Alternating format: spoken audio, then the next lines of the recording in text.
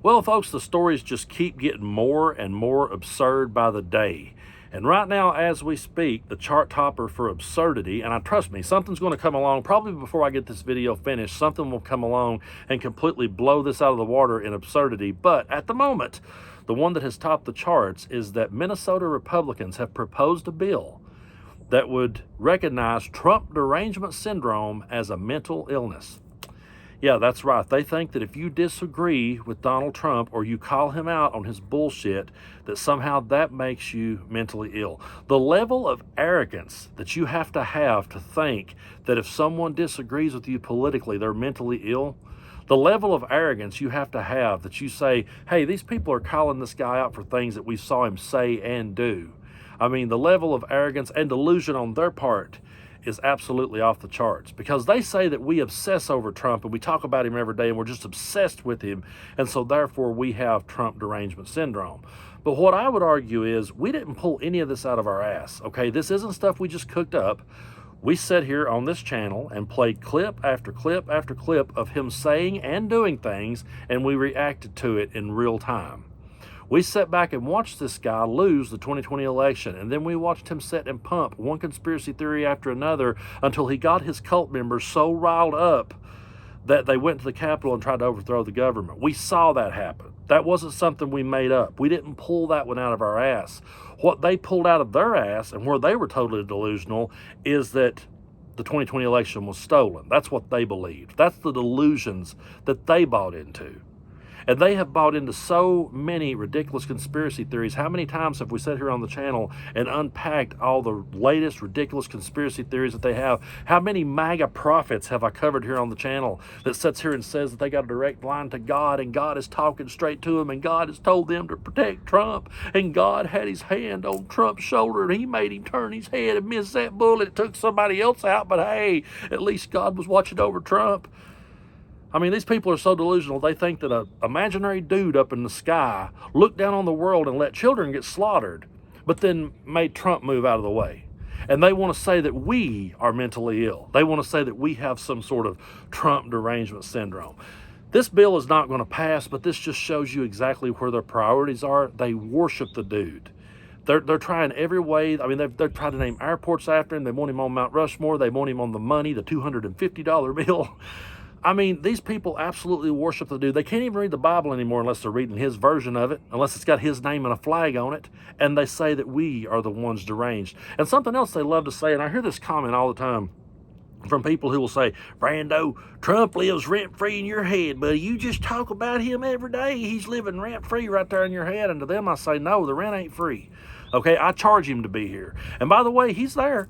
He has been ever since he came down that damn escalator. He has been in my head because I've been sitting back and watching him flush America down the toilet.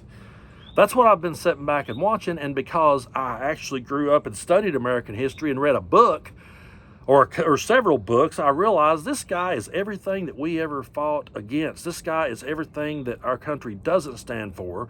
He's clearly on the opposing side, and I can't stand to sit and watch him flush the country down the toilet. But he's not rent-free in my head because I hold him to account. Every time he says something I disagree with, I speak out about it. Every time that he does something that's over the top ridiculous, I speak out about it. And every time his cult members come out and wear diapers and put maxi pads on their ears and all this other ridiculous shit that they do, I call that stuff out. Meanwhile, if he's rent-free in anybody's head, it's their head, because they never hold him accountable for nothing. He is the one tenant who could completely trash their house, who could completely destroy the place, who could rub shit on the wall. And by the way, some of his followers did. He could literally sit and rub shit on the wall and completely trash the place, and they would never evict him. They would never hold him to account. And no matter what we say, it's always that we're being hyperbolic. It's always that we're just making stuff up. We're pulling stuff out of our ass. No, we're reacting in real time to a man who is hell-bent on destroying our Constitution, destroying our democracy, destroying everything that we ever held sacred. That's what we're sitting back and watching. But notice how that Maga always wants to say that anything they don't understand or anyone that disagrees with them must be mentally ill. And I'm going to tell you why they're doing that. They want to pave the way for the one thing that rednecks in my part of the world have been fearing for years. Oh, the Democrats are going to come take your guns, man. Democrats going to get you guns. I can't believe you vote Democrats. You won't have a gun if you do. Me and my dad still have the same guns that I had when I was a kid. My dad's never lost any of them. And we've had Bill Clinton, we've had Barack Obama, we've had Joe Biden. None of the guns, all the guns are still in the safe. None of them have went anywhere. And we still carry them every day and have to now because we got a bunch of loons out here running around sending me death threats every day. But now they're saying that we're mentally ill, and that will pave the way for them to say, well, you can't have a gun because you're mentally ill. You don't agree with us, so you must be mentally ill. So all these people that have sat back and preached for years that Democrats were coming after your guns, mark my words, it will be the Republicans that will do it, and there will be people dumb enough in my part of the world to line up and hand their gun to Donald Trump. They'll get down on one knee in front of him, here, sir, because they're the ones with the derangement syndrome. They're the ones that are absolutely delusional.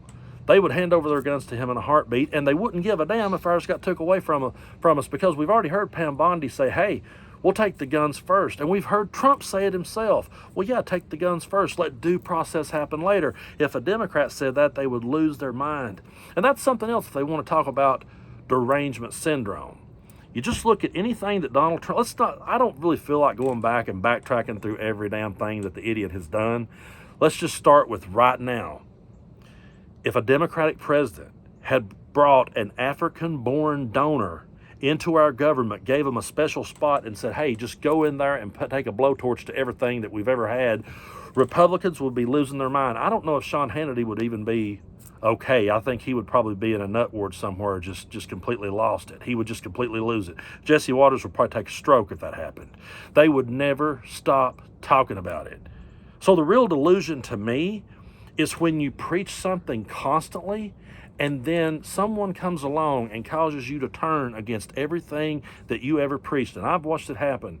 To anyone out there that's still hanging in here at this point in the video, that's a Republican Trump supporter, that's ever talked to me about politics, just know that every argument you ever posed to me is dead and gone. You sold it completely out. Every argument you ever had to me about removing dictators in the Middle East and putting democracy in place, you sat back and you was fine with someone being a dictator on day one. You was fine with our democracy going down the toilet. You even said you was fine with him terminating the Constitution as long as he was doing it to people that you didn't like. So every argument that you ever had is gone, and you completely sold out every belief that you claimed you had. I used to give people years ago the benefit of the doubt. Years ago, I used to say, no, they would never let it go that far. They mean it when they said they don't want a dictator. No, they were perfectly okay with it. I used to say to myself, they say they're constitutionalists. They say they believe in the Constitution. They'll stand on the side of the Constitution at the end of the day. No, they won't. Because their allegiance is solely to Donald Trump. And anyone who disagrees with them or they don't understand must be mentally ill. And they want to have the nerve to say that we're the ones with derangement syndrome and we're the ones that lets him live rent-free in our head. He's never been rent-free here. He's been held to account on this channel, and so many channels across the world have come out and spoke out loudly and proudly, by the way, against this fascism, against this authoritarianism, and we're going to continue to do so, and you can label it however the hell you want to.